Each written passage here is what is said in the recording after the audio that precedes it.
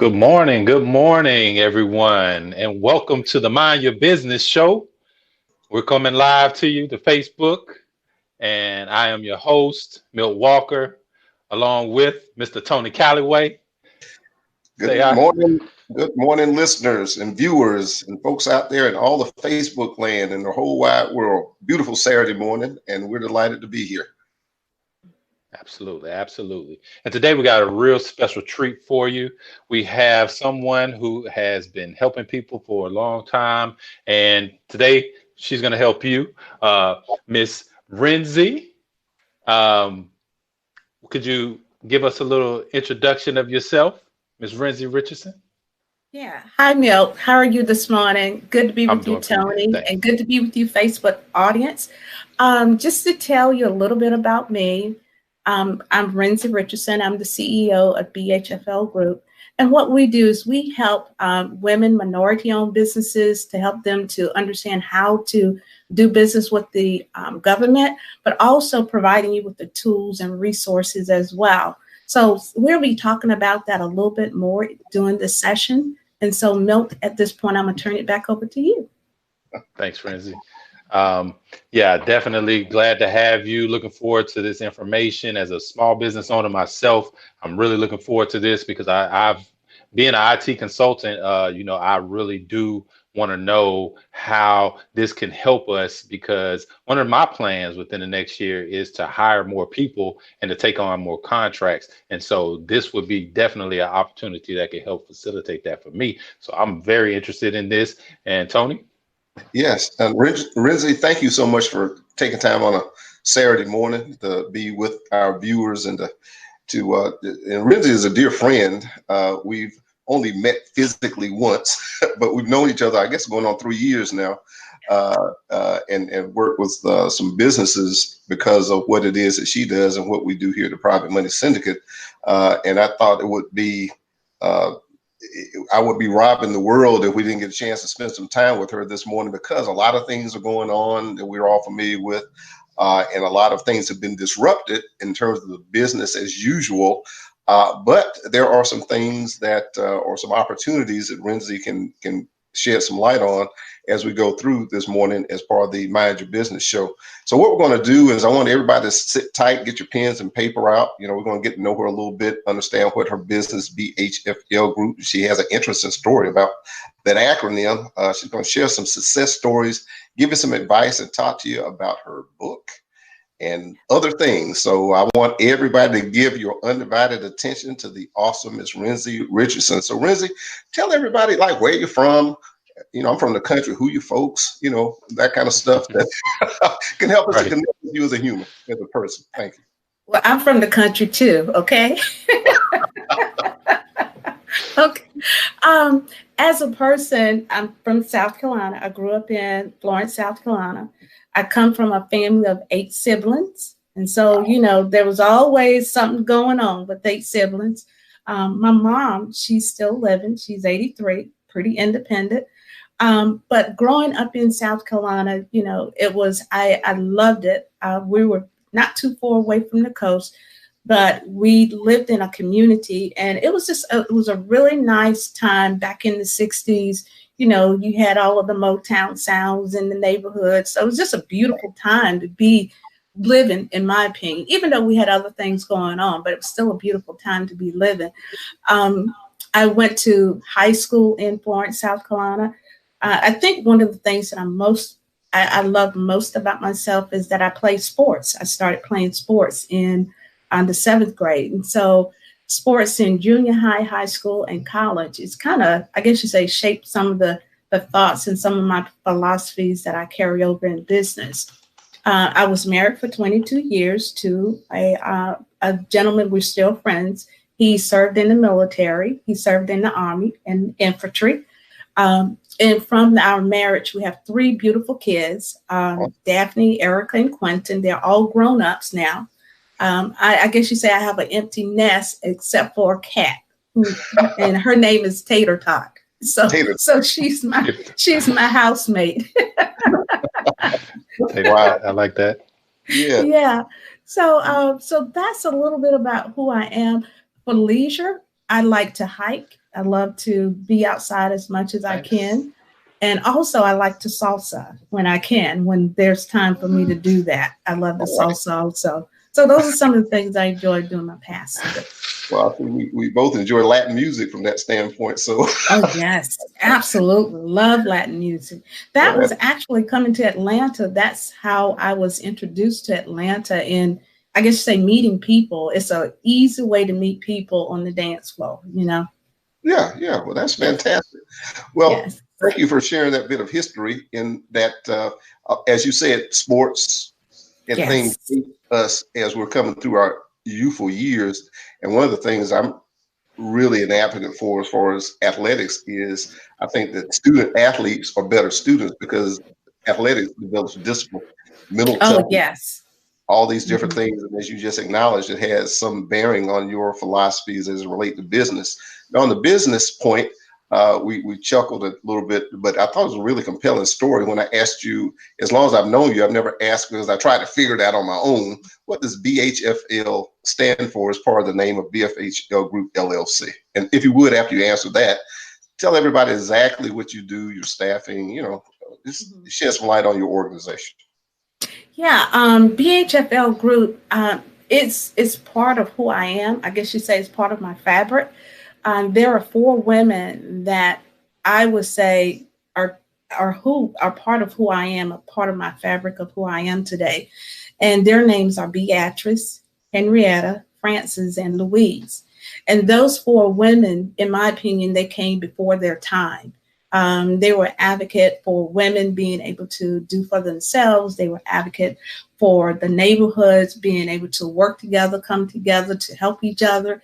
And they were outspoken, not outspoken in the way of being, I guess you say, militant, but outspoken to say, women had a role in terms of how, we shape our communities. And that went far beyond being the mom of the home.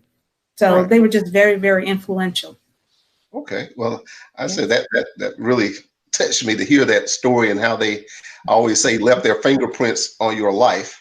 And Mhm. that is certainly part of why you do what you do. Now, the unique Yes. mission of BHFL, Mhm. as you say, is to help women, veteran and minority-owned businesses to engage government contracts. Help our viewers to understand the process and why having a resource like you and BHFL is very important to being successful in capturing these opportunities to engage our government as a contractor.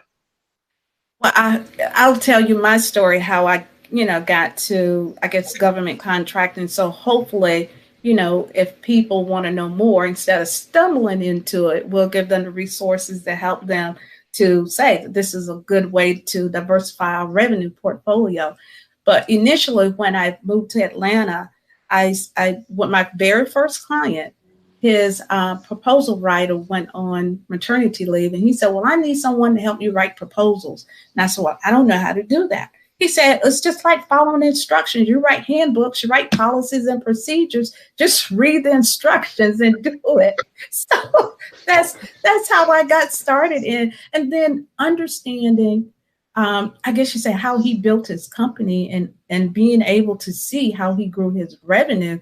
I mean, it really, really intrigued me to say you're going to get one contract and it could be a huge contract in terms of you being able to grow your revenue and just being able to grow your business. So that was my introduction to federal contracting. And then I was a partner with this organization who also specialized in federal contracting. So that too was another, I guess you say, notch in terms of understanding the industry. And Mhm. so now what I do is I help minority, women-owned small businesses, service disabled vets. I help them to understand how to do business with the government. The government have contract opportunities set aside specifically for veterans as well as women and minorities as well.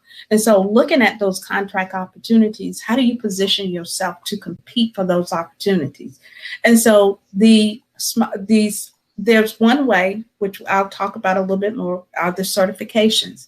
The certifications are basically, it helps you to play in a smaller pool I guess you say players, in terms of saying that this is a smaller pool that you playing against, as opposed to you playing in the ocean with a Ernst and Young or a Coca-Cola or some of these very large prime contractors. So certifications are a way in terms of how the government level the playing field to give small businesses an opportunity to compete, as well as be awarded contracts, what we call sole source. That means that you're awarded a contract without competing for that opportunity. So those are some of the ways in terms of how the government has leveled the playing field. But the first thing that I tell businesses is to start with assessing your business to see if you're ready to do business with the government. One of the things, if anybody has a pencil, I want you to write this down. If someone tells you that they can get you a contract in a matter of a couple of days, run. Okay, just run, because doing business with the government is not a sprint. Okay, it's a long game. So you have to be in it to understand that you're going to put in time and effort getting to know the contracting officers, building your business development strategy. Because, if you look at the reward is worth the time and effort in.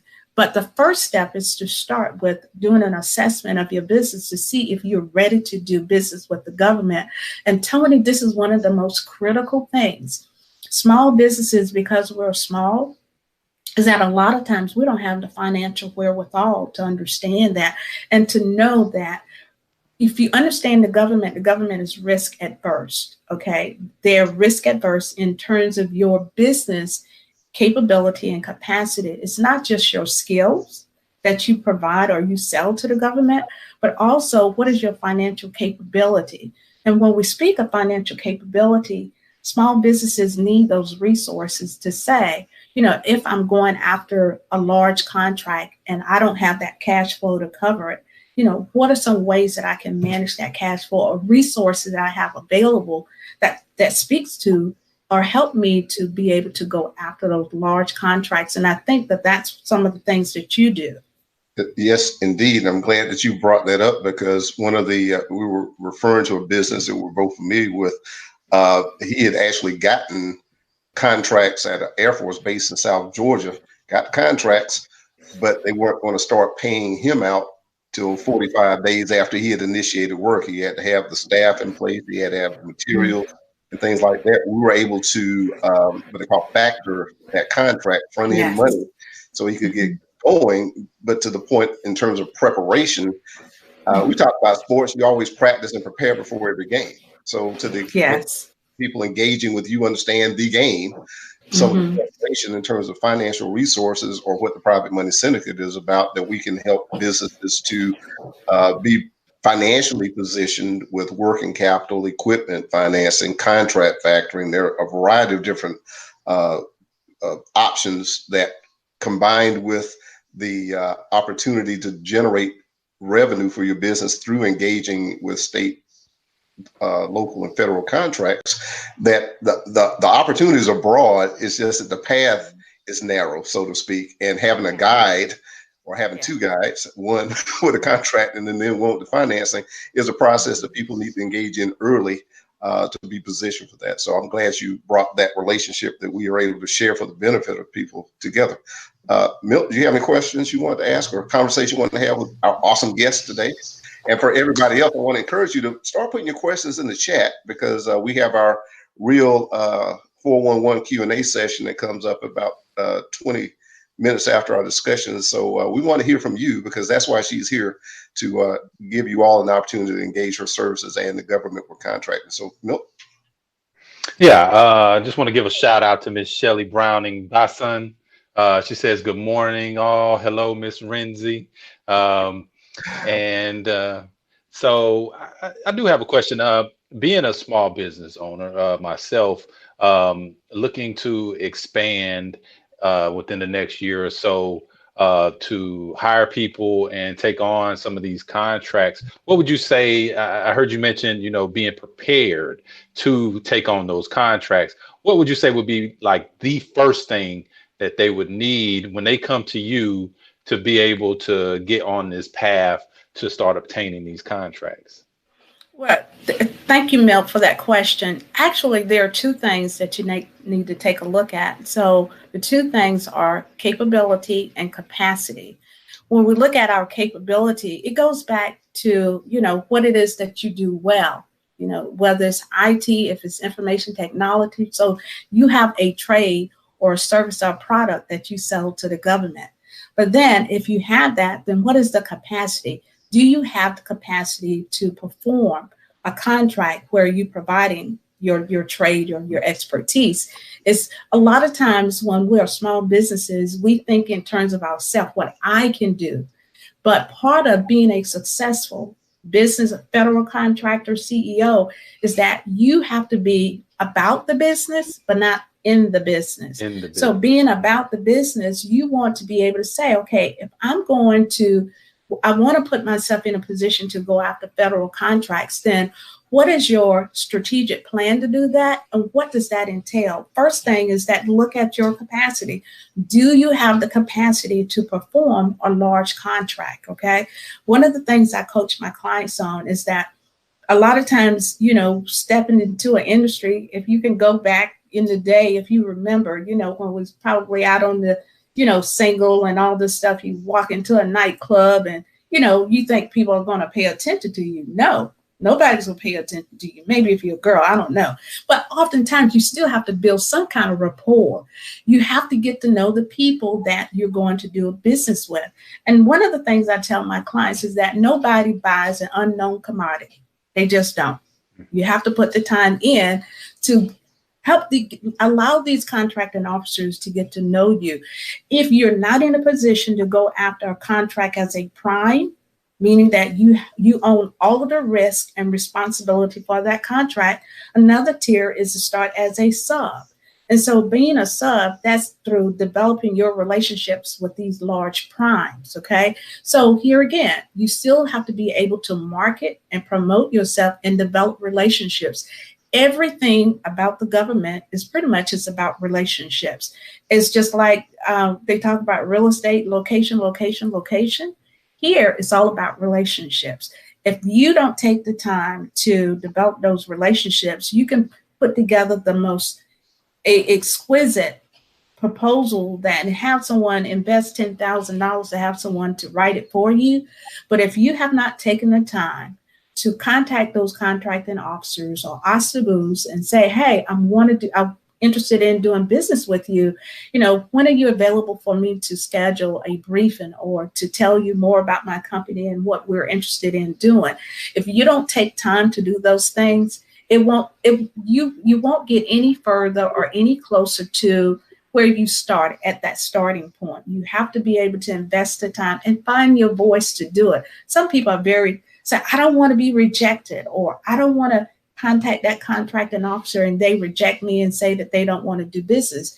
They don't know what you're all about. But the first thing you want to be able to show the government is that you want to show that you're consistent and you're focused and that you're very intentional about doing business with them. Because if you come across as just saying, okay, I'm going to throw all of this on the wall and see what sticks, then that's what comes across, okay? As opposed to really taking time to get to know that contracting officer. Sometimes it could be a white paper that you send them. If you are an expert in your industry and you see emerging technology that will benefit the government, why not send them a white paper to say, I saw this new technology and I read some of the things that your company or your agency is working on. This may be of benefit to you. Just because they're contracting officers don't mean that they know everything, okay? So it's all about relationships and looking at your capability and capacity to perform contracts. And the last thing that I'll say there too, in addition to being a subcontractor, the government have what we call simplified acquisitions. And those are contracts that are valued at $250,000 or less. So sometimes it may start with, contacting that contracting officer to say, I'm looking for opportunities. We're losing your audio, Miss Richardson. Can you hear it now? Yeah, I can hear you now. Yeah, you're back. Okay. As I was saying, a starting point could be simplified acquisitions, contacting that contracting officer to find out if they have simplified acquisitions that are less than $250,000 Mhm. that you know, where they need a product or service. Because here again, it's low risk. It gives the government or that contracting officer an opportunity to see how you perform your work. And because the most important thing is that contracting officers like um, contractors who are reliable and they perform at a high level. But here again, it's part of that whole strategy in you developing your relationship with contracting officers. So, Okay, Renzie, thank you. a lot of times, as you were saying that, when you say doing business with the government, you're doing business with someone who works for the government. I mean, if I were to paraphrase in simple terms, those relationships being known, that is an often overlooked or unknown quantity. In as much as you made a very valid point there, so I'm glad that you said that you've got to get into relationship with people who can know who you are, know what you do, and then all the opportunities start to open up from there. Now, if you would. And I'm sure you've got a lot of success stories that you can share, but think of one or two, because I don't know exactly who is going to see this now as we're live or in the future. But there are folks who, like I said, have an idea, take an opportunity and run with it. There are people who've been in business for a while, and whether state, federal, or local government have a desire, but you probably have somebody who's gotten engaged and their business has grown, they've prospered. So whatever comes to mind when I say a couple of success stories where you were able to take people to another level, I think people really benefit from hearing those. Oh, thank you. Thank you. That's a great question. One client is a husband and wife entrepreneur team. They have a young family and they're wanting to spend more time, you know, with their children and have more flexibility and freedom to say how they spend their time. So initially, when they came to me, you know, they were employees and they wanted to be able to say we want a transition plan to where now we're able to work for ourselves. So taking them through the process of standing up their business, all of the registration with the state, helping them to create their sam.gov profile or register with sam.gov, which is part of, you know, what you have to do business with the government. And then also creating a plan to say, let's look at, you know, low-hanging fruit. What are the low-hanging fruit? And so we looked at opportunities, and they wanted to do business at the state level. They wanted to do business at the federal level, but weren't quite in a position to say that they were ready to take on large projects of that size. So we came back to take a look at their plan. And eventually we went through the business development process, meaning reaching out, contacting contracting officers, procurement officers. But the end story of their where they are in their business is that they got a contract working at the Atlanta airport. Oh, So wow. they're doing very well. And it's what they're comfortable with also. That's the other thing. If you're working with someone who's helping you to get contracts, make sure that the contracts that you go after, you're comfortable with the size and the responsibility. Okay. Some contracts are huge. And so it will require you to put the larger the contract, the more time and resources you're going to have to invest in those contracts. So Absolutely. it's important that you go after those opportunities that are comfortable for you and you feel that you have the bandwidth in terms of what you in terms of finding that balance in having a business, but also, I guess you say, having a life as well. So Right. that's one success story. Another success story is that the VA had a contract. It was a multi-million-dollar contract that they had. And so I knew it was for logistics and supply.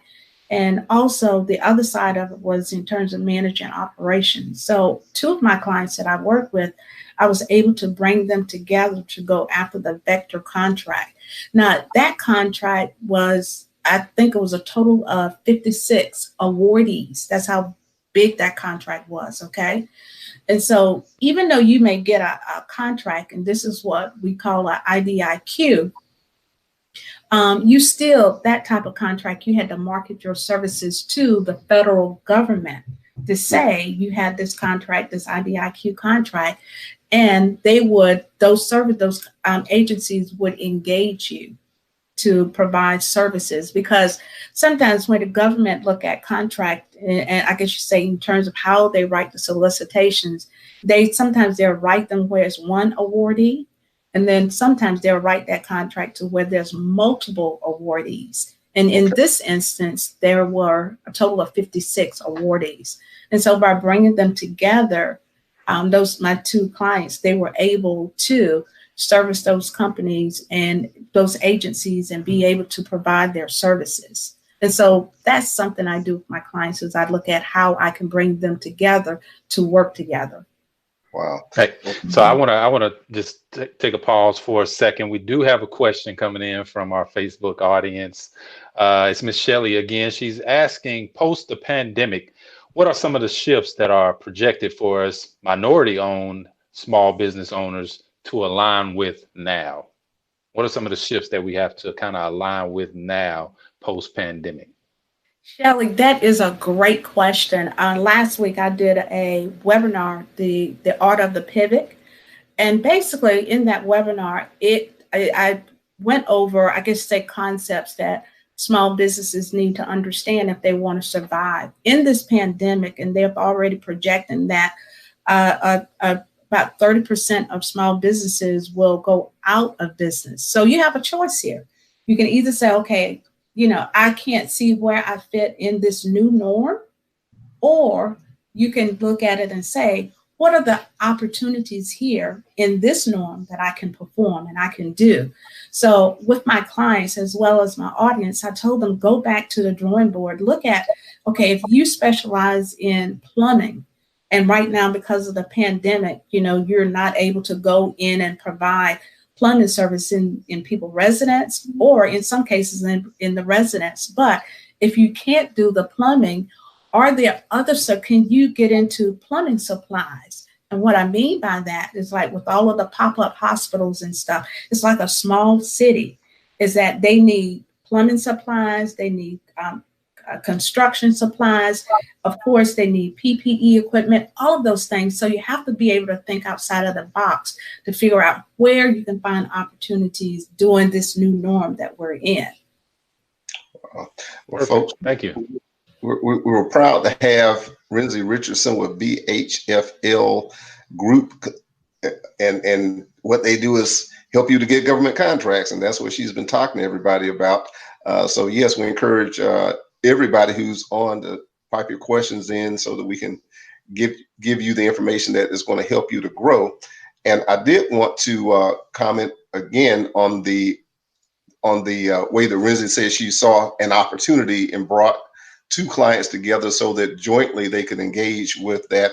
And some of the things that we do at the Private Money Syndicate, and that is why Renzie and BHFL are on our advisory group. She's a Godfather Advisor, is because oftentimes we'll have someone come in through one channel or the other, and they need to be girded with some other partner, or with capital, or with guidance on through BHFL, how they might be able to engage some federal, state, or local contracts. So, the Private Money Syndicate is not just about money, it's about business. And money is just one part of it. But the opportunities to do business with the government that Renzie's sharing with us are out there. And Renzie, a question is two layered. You can answer it however it comes to mind. But now, what are some of the differences between doing business at federal, state, local? And the other part of that is when it comes to the size of some of those contracts. I know they were probably bigger at the federal level, but just kind of give because most people think federal government, often they don't think local or state. So if you could just wrap that into some commentary, I think that would be insightful. Yeah, Tony, before I do that, I do want to give you kudos for what you just said about how we come together and collaborate.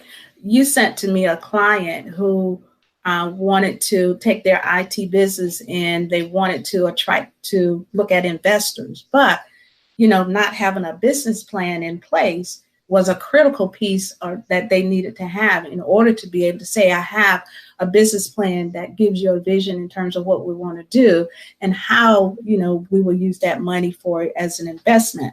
So with you working with you and helping them to put together a business plan to attract investors, that was through our relationship.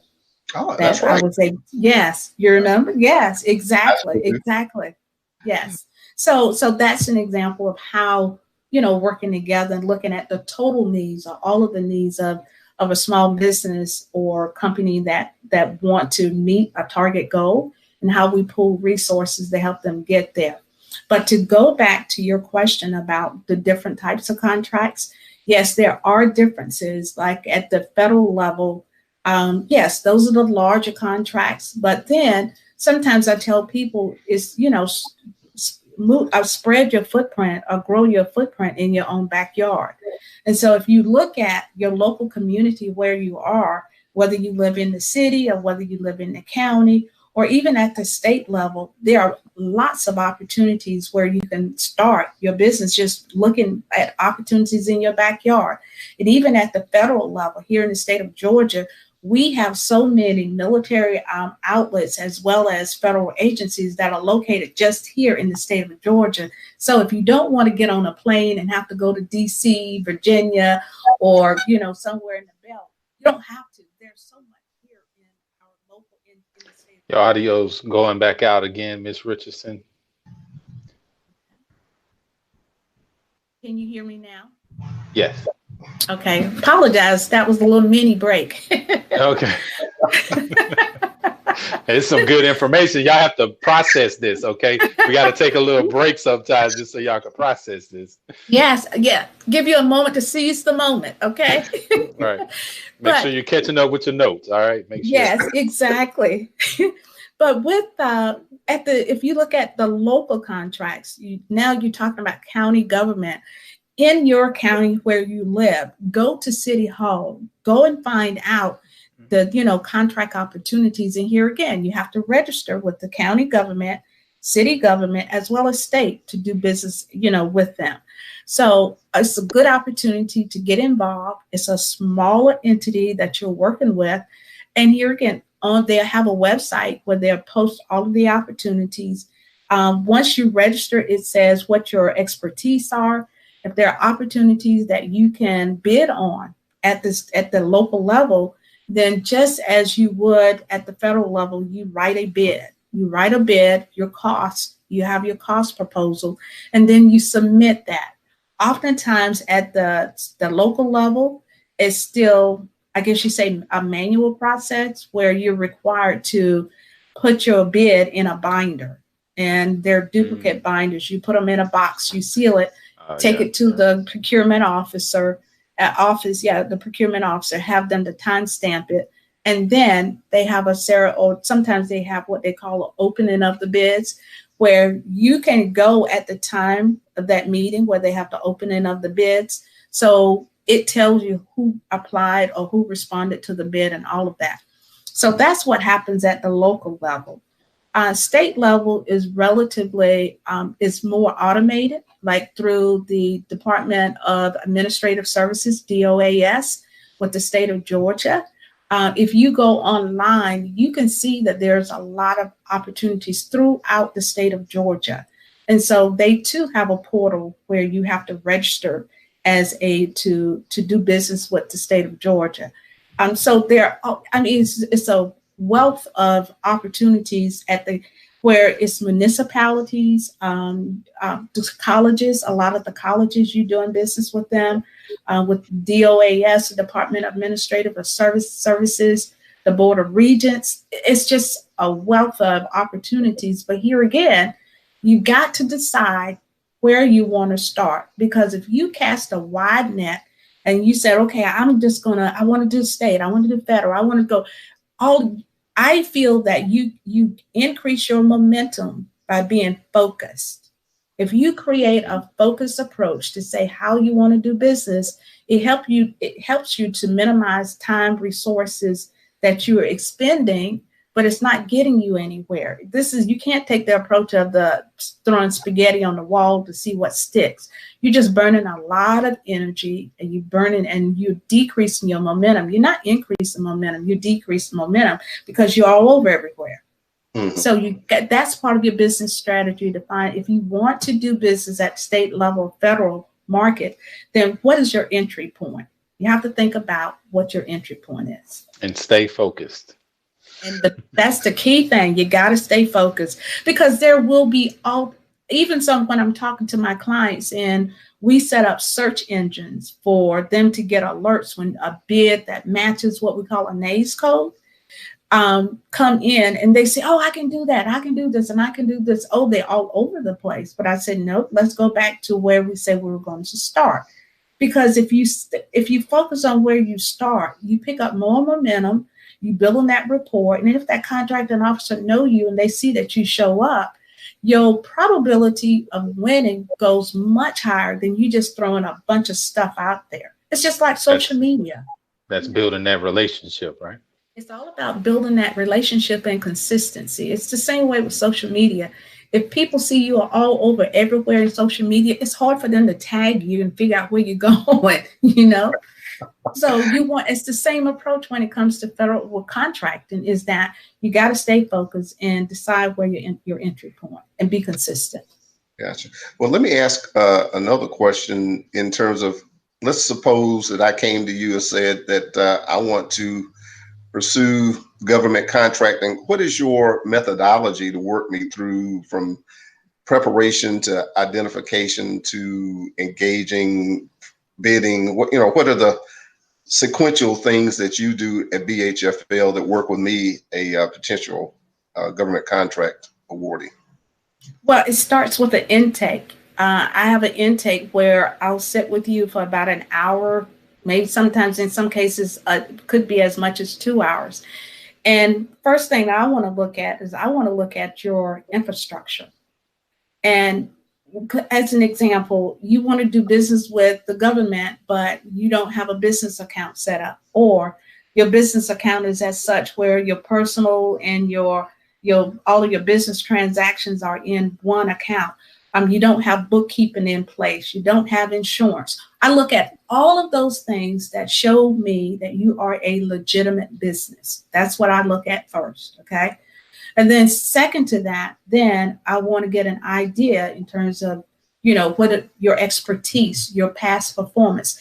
In the federal space, they call it past performance. But if you've never done business with the government, then it's your relevant experience that you do as in your commercial market or in your business right now that lends itself and your expertise to do business with the government. So we look at your expertise. And then the next thing, I want to look and see if you're positioned to do business with the government. I believe that if you are a vet or you are a minority, I strongly recommend that my clients, they go through the process of getting their certification, getting a minority certification, because that's, to me, that positions you to be more competitive versus not having that certification. The other thing it does for you is that by having a minority-owned business certification, it attracts other companies to do business with you who could otherwise can't pursue those contracts because they're not a minority. So it's twofold in terms of how you leverage your certification. And then the next part is that we develop a plan to say we have a target plan to do business with 3 to 5 agencies that you want to pursue. And now we set up a process or strategy to say how we're going to develop relationships with those companies. Sometimes it could be going to industry days, to outreach webinars, conferences that they have set up. It's a lot of ways that you can start that process in terms of developing a relationship with the government. But also, even when you do, like if you decide you want to do a briefing, this is where you meet with the contracting officer. My approach is that we look at the federal forecast, and that federal forecast tells us in the next 4 quarters what the government or an agency anticipate in terms of awarding. So we look at that. And so when we're meeting with the contracting officer, we have an idea of several opportunities that we want to pursue because it's on the forecast. And so that makes a more meaningful conversation as opposed to just taking your capability statement and say, hey, I want a contract, you know? Yeah, I got you. In most cases, yeah, in situations like that, a lot of times the contracting officers, they are polite. They show you so much respect, but in cases like that, you probably walk out with you have a cup of coffee, a nice conversation, and they're going to send you on your way. They want to get an idea in terms of your capability and capacity. The way that we do it, we look at opportunities that we want to pursue, and we take our key personnel with us to those briefings because the key personnel are there. We do a mini presentation to show them how we would perform that contract. That makes a more powerful impact versus you having a cup of coffee with a contracting officer. Awesome. Well, and when you talked about the forecast, that looking over the horizon helps to match supply and demand, I guess, as opposed to saying, here I am supply, being able to identify and articulate there's a specific demand that you've already, I'm solving a problem for you because now at least I'm one of the candidates for meeting that requirement that somebody's job is to make sure that the government has that resource, that vendor to deliver at that point in the future. But the message that it sends to that contracting officer is that you're doing your research. You're getting to know that their agency and to find out what their needs are. That's a more valuable conversation as just to show up. Mm-hmm. You have no idea other than your NAICS codes in terms of what you want to do, but you want a contract. No, that makes you look like an amateur. Mm-hmm. Well, I think the value, there are many facets, but in this part of the conversation, the value that you bring is to elevate the presentation and really, I said, it's like a voice coach or anybody, like you might have the talent, but somebody who can help refine that to precisely the level that you need to meet the standard of expectations. Because I'm sure in the bell curve, there are probably a lot of amateurs who show up, but have BHFL to work with you, and I'm talking to the folks who will be calling you and coming to you, is something that you're not going to. I always tell people, I say, you're going to invest in your education.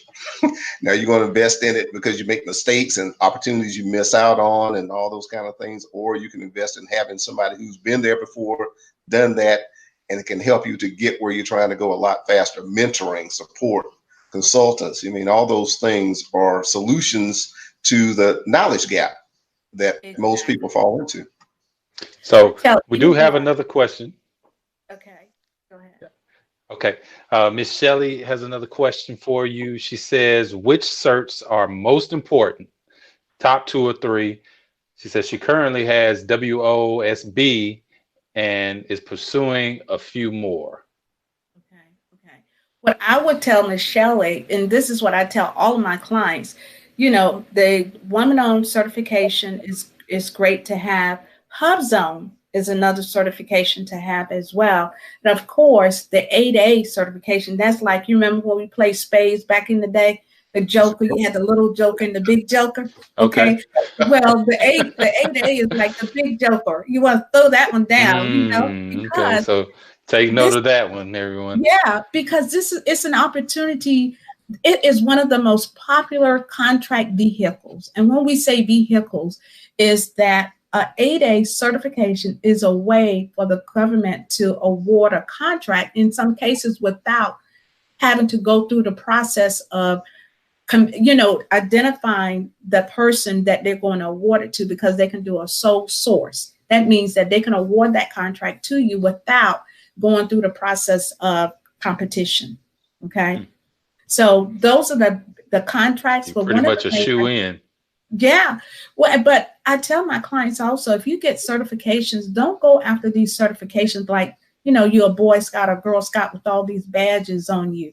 You want your certifications to work for you.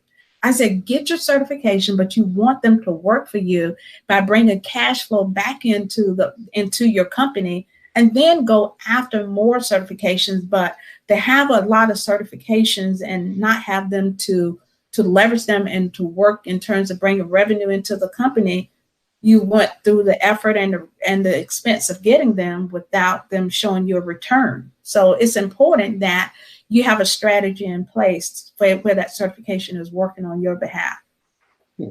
Awesome. Yeah, and you just reminded me of a. Thank you, Shelley. Oh, and yeah, Shelley, we love you. Keep them coming. Great questions. Yeah, we got about I guess about 12, 13 more minutes, but it reminded me, one of my next door neighbor at the time, he was a disabled veteran. He got 8A certified, and my daughter had just graduated from law school, and they formed a company that bid on and got a contract for the construction, or they were a sub, but part of the construction at the, it's old now, but when they built the new control tower at Hartsville. So, the certification, the whatever you call it when you're a disabled veteran, being in that service disabled vet, yes. Yeah, and then minority and women owned.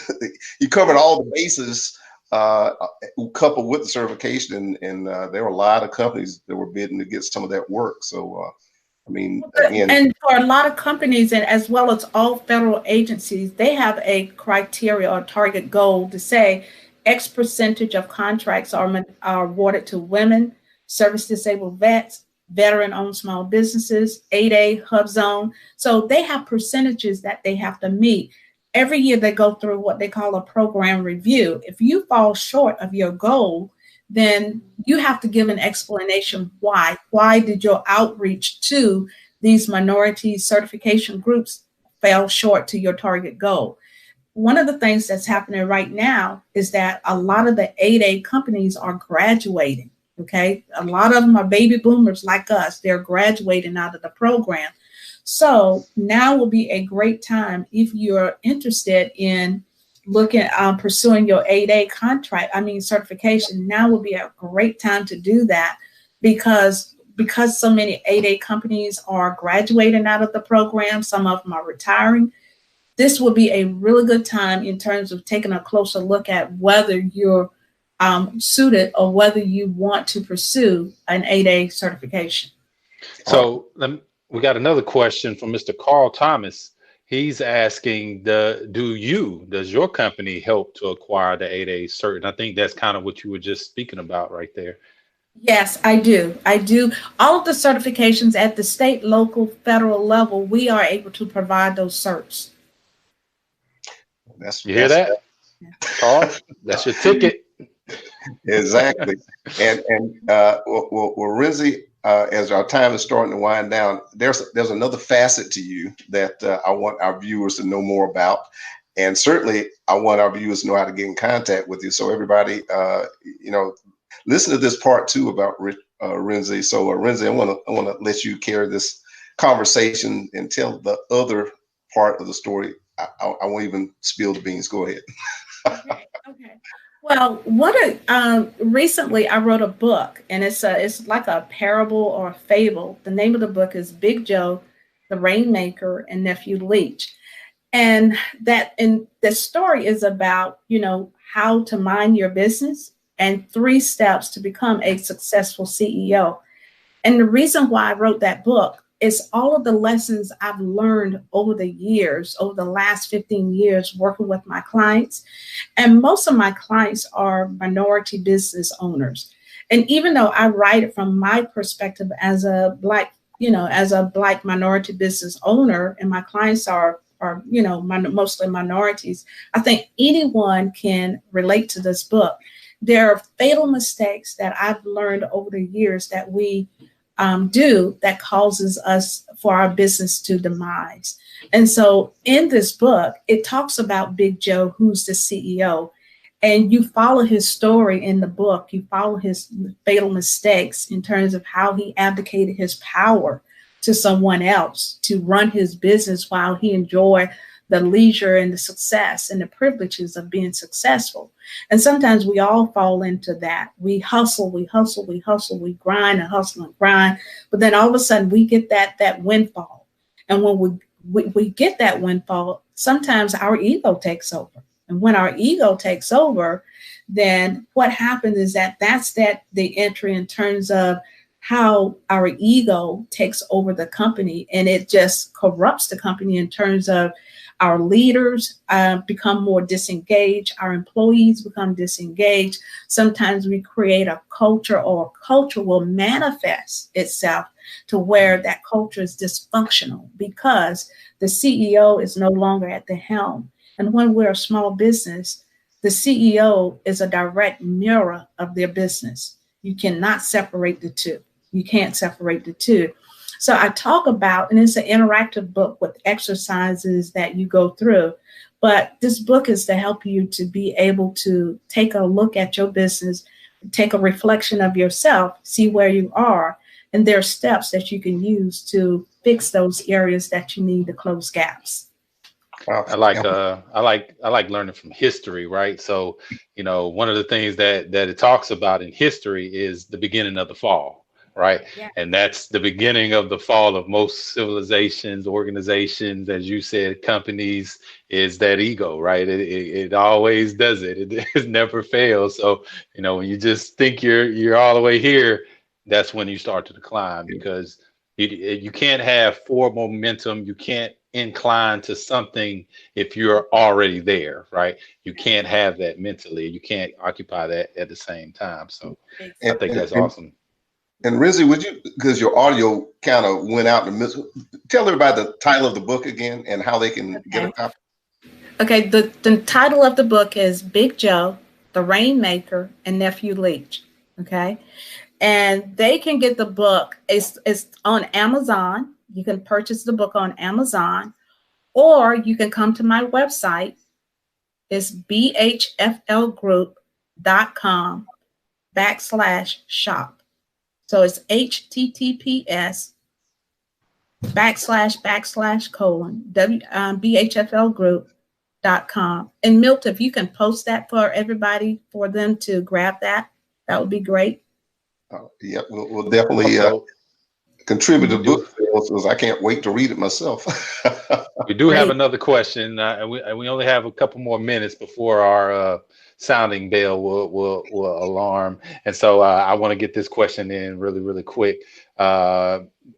Queen Bailey Brooks is asking, are we expected to have an established team before we begin participating in federal contracting? I think you answered that a little bit earlier in the talk, but could you answer that again for us?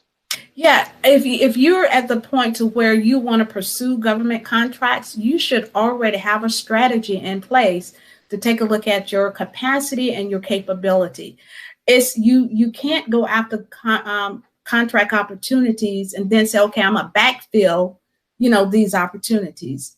No, you don't want, because now you're setting yourself up to say, okay, I've had this people to come to me, Renzie, I've got a contract, but I don't have the right staff. I don't have what I need in place, but you've got 45 days to execute that contract. So you've got to put, you can't leapfrog when you're doing business with the government. It's like building a house. You got to have a solid foundation, and then you put the other structures in place. But I liken that to, I had a contractor who said, I want you to get me a contract. So he wanted me to get him on the 5-yard line and then just roll him on in to where he got a contract. I said, don't work that way. I said, you're a construction. I said, you build houses. I said, how would you feel if I tell you to build me a house and then I show up the next day with my bags, my furniture and everything, and you don't even have the foundation in place? I said, how would you feel? I said, it doesn't work that way. It's might not work out. Yeah, you got to have the structure in place. Wow. Agreed. Renzie, also understand that you have something special for our viewers that we love you to share, and how they can get that. This is Christmas in, what is this, May? Christmas in May. For all of you who have stayed tuned and you're interested in diversifying your portfolio of revenue, if the pandemic hasn't taught you anything, it is time for us to question our revenue streams, okay? So I have an ebook that I will give away to all of the participants who registered today. It's called, it's an ebook about diversifying your portfolio by doing business with the government. It takes you through a checklist to get ready, the things you need to have in place, but also other resources and tools that you will have available to you should you decide to diversify your revenue portfolio. And I will make sure that I get that information to you, Tony, so you all can post it. Or if they want to contact me for that, they can contact me by going to info@bhflgroup.com. Awesome, awesome. Well, we certainly encourage everybody to get that, because the pandemic, as it is maybe lessened some of what was, it has created more of what will be. And I'm sure for those of you who've only been on here some of the times, not the entire show, you realize that BHFL and our expert here, Mr. Renzie Richardson, can work with you to position you to take advantage of the awesome opportunities of doing business with the government, not just the federal government, not just the state, local, and then she mentioned agencies, and she just went through a litany of different opportunities that most people haven't thought of. And as we talk about diversifying revenue streams, everybody's got to do that nowadays. You can't have just one customer base. And if you're interested in doing business with the government, she's got connections, and she can coach you and lead you and guide you on how to do that.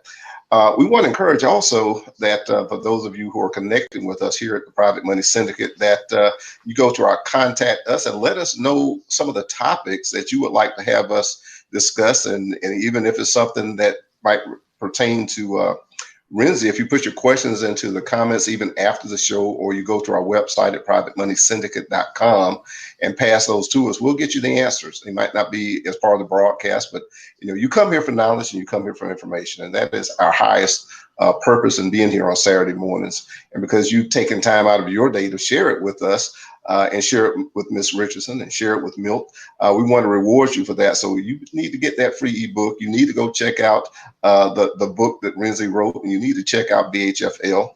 And as we always say, and Milt, I'll let the maestro, I want to thank him for being here this morning as well. He always does a great job of setting us up and getting everything posted on Facebook. But the last things I want to say to you, and this is a great way to capstone this awesome show, is that if you're going to go into business and you're going to stay in business, you have to mind your business. So Renzie, thank you. And Milt, I'll let you close us out. And thank you all. All right. And I want to close out with another shout out for Ms. Richardson. Thank you so much. You have been phenomenal. And all of our viewers are going crazy. They say that they're on fire with the information that you shared. They appreciate it. They're going to be working with you. They're going to be buying your book. And so look for that to come in. I did post the link to your website and to the shop on your website that contains the book for them to go to pretty easily. And definitely, if you have any questions, definitely reach out to her. And you can reach out to us through privatemoneysyndicate.com as well. If you have any more questions, and definitely if you have comments, feedback, we want it all. We want it all. And so thank you again for joining us this Saturday, and we appreciate you. And as Tony said, make sure you mind your business. Okay. All right. And we'll talk to y'all next time. Have a great one.